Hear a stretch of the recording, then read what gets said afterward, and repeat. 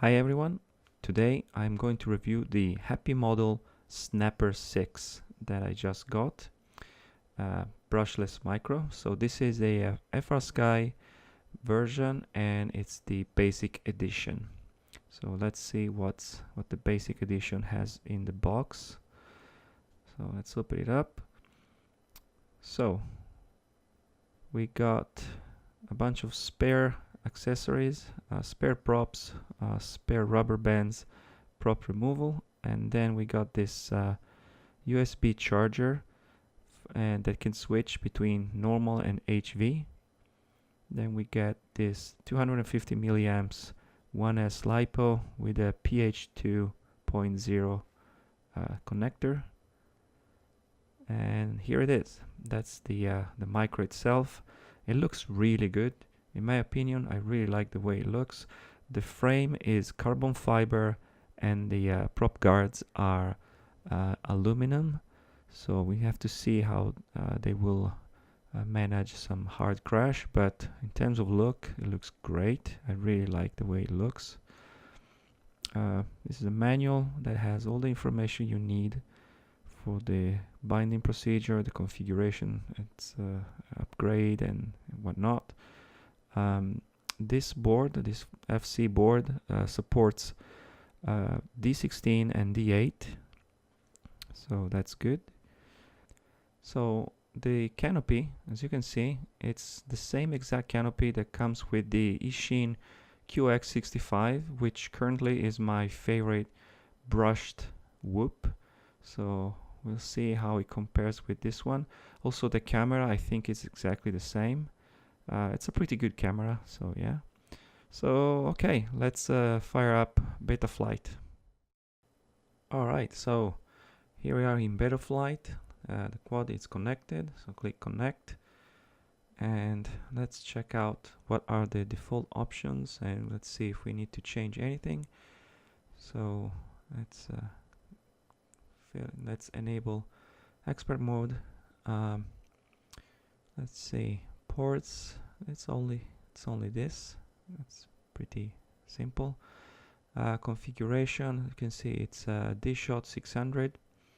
I'm just gonna turn off motor stop because I do want my motor to spin when I arm it. And this is fine, 8 kHz, 2 kHz seems fine.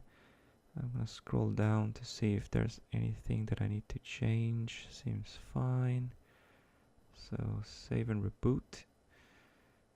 Alright, so next, power and battery. I'm gonna drop this to 2.9. This 4.4 and 2.9. Okay. Next, we're gonna go and fail safe. Everything looks good. Drop. Okay. Now PID tuning. I want to try it with the default PIDs. I'm just gonna put my let's check the filter settings. So filter seems fine. Let's keep it at default. I'm just going to add my rates, the ones that I used to fly to. So let's something like that. Then receiver, I got my Tyrannis plugged in. Everything seems fine. You can't hear it now, but once the quad is connected to USB, you will hear a lot the message telemetry lost, telemetry recovered. This is perfectly normal. Now my modes, I like to add one here, so I get angle mode, horizon, and then the third position is going to be acro. Okay, like that. Nothing here, servos, nothing, motors fine, and OSD. So there's a lot of junk here. I'm gonna remove a bunch of stuff that I don't need. I don't need that. No, I don't need that. Don't need that. And I'm gonna set to NTSC because that's the format that my goggles are using, and like that, and put the mode there, and that's That's pretty much it. So we can disconnect and check out. Let's go out and fly and test it. Alright, so I'm here to try first flight of the Snapper 6.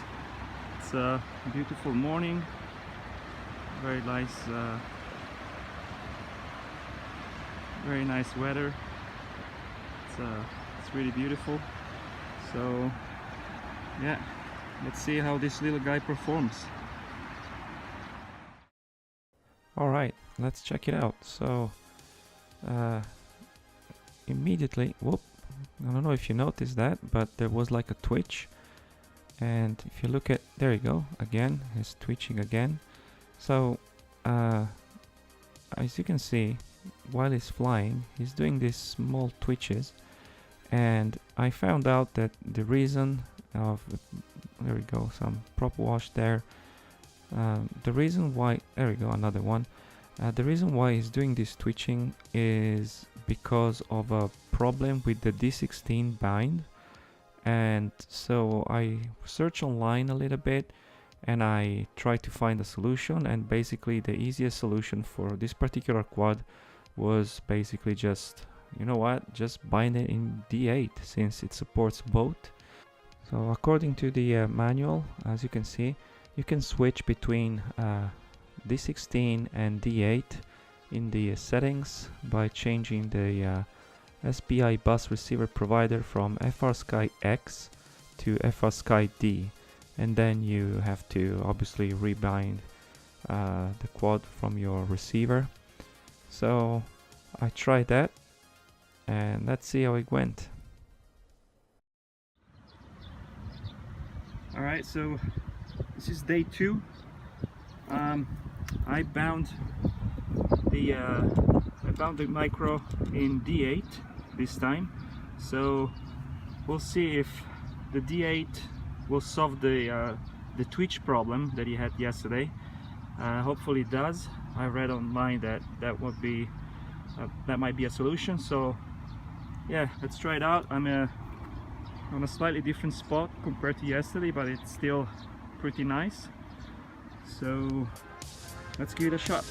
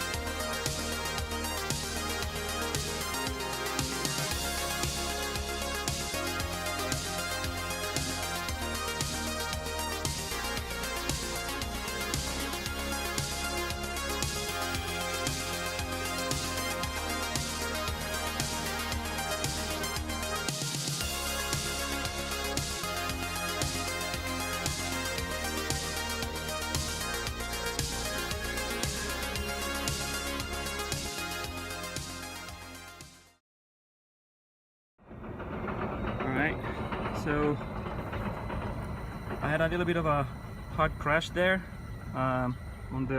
fell right there on the concrete, but survived apparently.